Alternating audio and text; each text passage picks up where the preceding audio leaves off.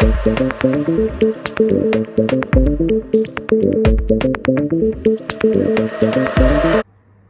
भीम नमो बुद्धाय साथियों।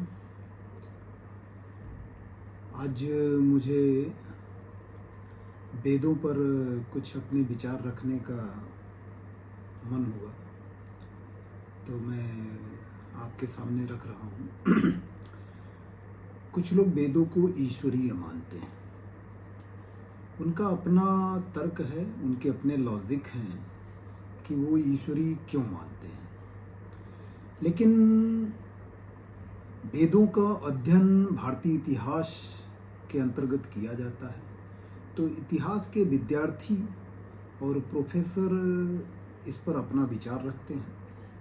अब चूंकि मैं भी इतिहास का विद्यार्थी हूँ, तो मेरे भी कुछ मन में सवाल उठे हैं वेदों को लेकर। भारतीय इतिहास में जो इसका रचना काल दर्शाया गया है, 1500 ईसा पूर्व से लेकर के 600 ईस्वी तक का समय है।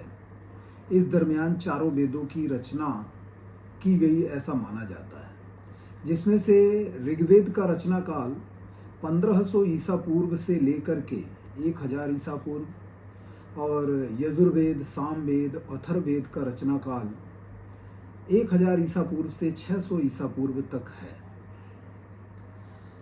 साथियों, इसका रचनाकार जो है वो आपके ग्रथसमद हैं, विश्वामित्र हैं, वामदेव हैं, अत्रि हैं, भरद्वाज हैं, वशिष्ठ हैं, लोपामुद्रा हैं, घोषा हैं, सची हैं और भी बहुत सारे लोग हैं, लेकिन ये मेन हैं।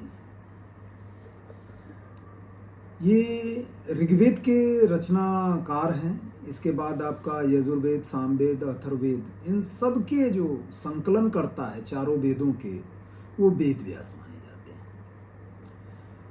वेद का अर्थ जो होता है वो होता है ज्ञान, और ज्ञान के सर्वोच्च बिंदु पर, सर्वोच्च शिखर पर बुद्ध बैठे हैं, और वो भी एक नहीं 28 बुद्ध बैठे हैं। पर आज के विद्वान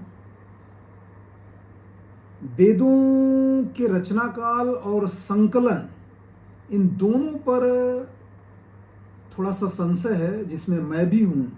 मुझे भी ये शंका लगती है, ये शंका है कि इनका जो रचनाकाल और इनका जो संकलन काल दिखाया जाता है वो ठीक नहीं है।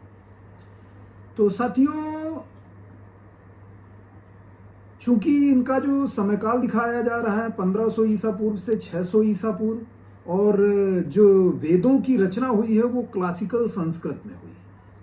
अब क्लासिकल संस्कृत का टाइम पीरियड क्या है और जो रचना काल दिखाया जा रहा है उस समय की लिपि और भाषा क्या है, वो अगर आप अध्ययन करेंगे तो 1500 से 600 ईसा पूर्व के बीच आपका जो है धम्म लिपि, जिसे आप ब्रह्मी लिपि कहते हैं, खरोष्टी, अरेमाइक और ग्रीक, जिसमें इन चारों लिपियों और पाली प्राकृत भाषा में अशोक ने अपने अभिलेखों का जो है लिपिबद्ध किया है, अभिलेखों को लिपिबद्ध किया है।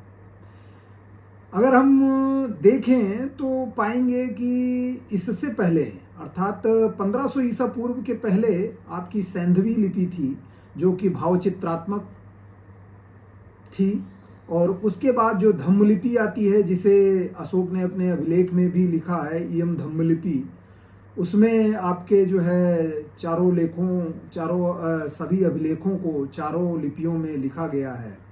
धम्मलिपि, जिसे ब्रह्मी लिपि कहते हैं, खरोष्टी, अरेमाइक और ग्रीक। साथियों, फिर आप देखेंगे कि धम्मलिपि जो है आपका 1200-1500 ईसा पूर्व से लेकर के गुप्त काल के बाद तक दिखाई देती है, और गुप्त काल के आसपास ही आपको जो है नागरी लिपि का विकास दिखाई देगा।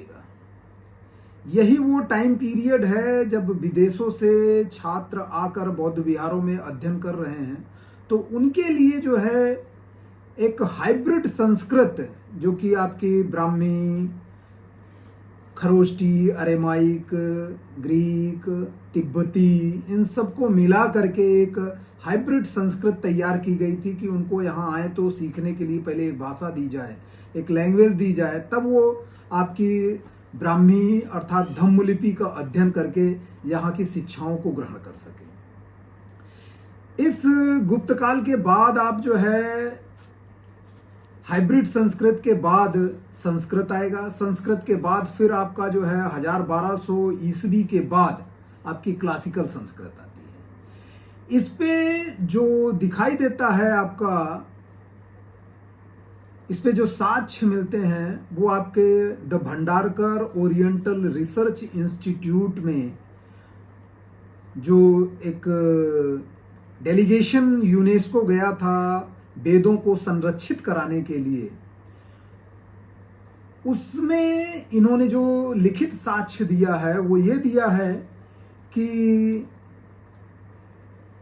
वेदों को 1464 ईस्वी में वेदों के जो 30 मानुस्क्रिप्ट, जो सबसे पुराने 30 मानुस्क्रिप्ट हैं, वो 1464 ईस्वी में ताड़पत्रों पे लिखे गए हैं, सबसे पुराने हैं।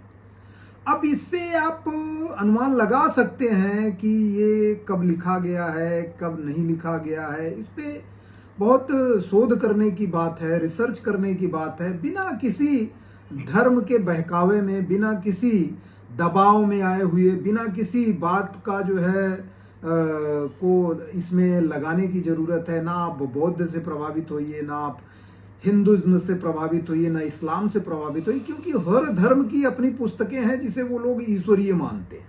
वो चाहे 1400 में लिखी गई हो, चाहे 600 में लिखी गई हो, चाहे 700 में लिखी गई हो, चाहे 1 ईस्वी के आसपास लिखी गई हो, सभी धर्म के लोग अपनी पुस्तकों को ईश्वरीय मानते हैं। अगर कोई पुस्तक लिखी जा रही है मनुष्यों के द्वारा, तो वो ईश्वरीय कैसे हो सकती है?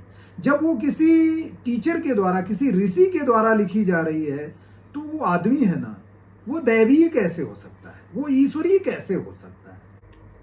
सबसे महत्वपूर्ण बात यह है कि अगर हम धर्म की बात माने, वेदों की बात माने, तो इनका जो समय पीरियड दिया जा रहा है रचना काल का और समय काल का, उसमें ये लिपि और भाषा प्रचलित नहीं थी, ये लिपि और भाषा विद्यमान नहीं थी, और जो व्यक्ति रच रहे हैं और जो भारत सरकार यूनेस्को में साक्ष्य दे रही है, उन दोनों में अंतर है।